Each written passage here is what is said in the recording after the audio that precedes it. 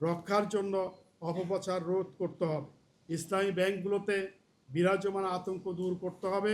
আমাদের সম্মানিত গ্রাহকবৃন্দ এখনও আতঙ্কিত, তারা তাদের অর্থ ফেরত পাবে কিনা সেই বিষয়ে তারা আস্থাহীনতায় ভুগছে এবং এখনও যারা গ্রাহক রয়েছেন তারা তাদের অর্থ উত্তোলন করে নিয়ে যাচ্ছেন।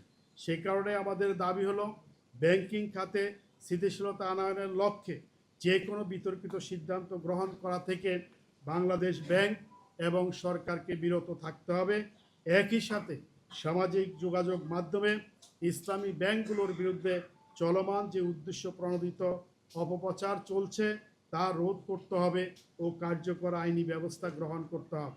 আপনারা জানেন যে ইসলামী ব্যাংকে যারা অবৈধভাবে নিয়োগ পেয়েছে তারা বিভিন্ন অপপ্রচারে লিপ্ত হয়েছে ইসলামী ব্যাংকের বিরুদ্ধে, সেটাকে বন্ধ করার জন্য সরকারের পক্ষ থেকে কার্যকর ব্যবস্থা গ্রহণ করতে হবে। আমাদের পঞ্চম দাবি, ব্যাংকের লুণ্ঠিত অর্থ উদ্ধার করতে হবে ও এস আলমের সম্পদ বাজেয়াপ্ত করতে হবে। একটি বিশেষ টাস্ক ফোর্স গঠন করার মাধ্যমে বিদেশে পাচারকৃত অর্থ দেশে ফিরিয়ে আনার ব্যবস্থা করে ব্যাংকের দায় পরিশোধ করার ব্যবস্থা করতে হবে। অর্থ ঋণ আদালতে বিশেষ সেল গঠন করে লুটেরাদের সমস্ত স্থাবর অস্থাবর সম্পত্তি বাজেয়াপ্ত ও বিক্রির মাধ্যমে ব্যাংকের দেনা পরিশোধের ব্যবস্থা করতে হবে। অর্থ ঋণ আদালতে লুটেরাদের বিচারের ক্ষেত্রে উচ্চ আদালত থেকে যেন কোনো প্রকারের স্টে অর্ডার স্থিত অবস্থা বা আইনি সুবিধা না পায় সেই জন্য প্রয়োজনে দ্রুত আইন সংশোধনের ব্যবস্থা করতে হবে।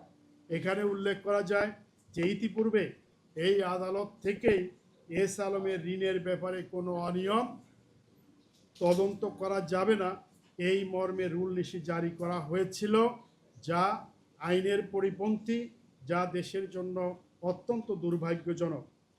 আমাদের ষষ্ঠ দাবি হলো লুটেরাদের পুনর্বাসন রোধে আইন করতে হবে।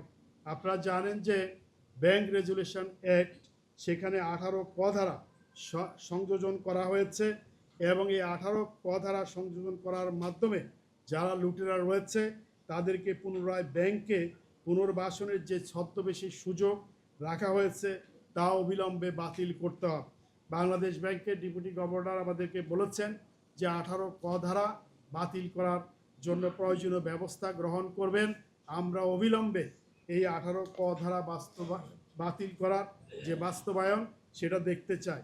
এর মাধ্যমে যাতে করে কোনো ব্যাংক লুটেরা ভিন্ন নামে অথবা প্রক্সি কোম্পানি দিয়ে পুনরায় ব্যাংক দখল করতে না পারে সেই জন্য লুটেরাদের চিহ্নিত লুটেরাদের সন্তান, তাদের স্ত্রী, সুবিধাভোগী এবং যে সমস্ত প্রক্সি অথবা শেল কোম্পানির মাধ্যমে বিভিন্ন ব্যাংকে পরিচালক নিয়োগ দিয়ে অর্থ লুটপাট করা হয়েছে তাদের সবাইকে ব্যাংকিং খাতের পরিচালক পর্ষদে আজীবনের জন্য অযোগ্য ঘোষণা করতে হবে।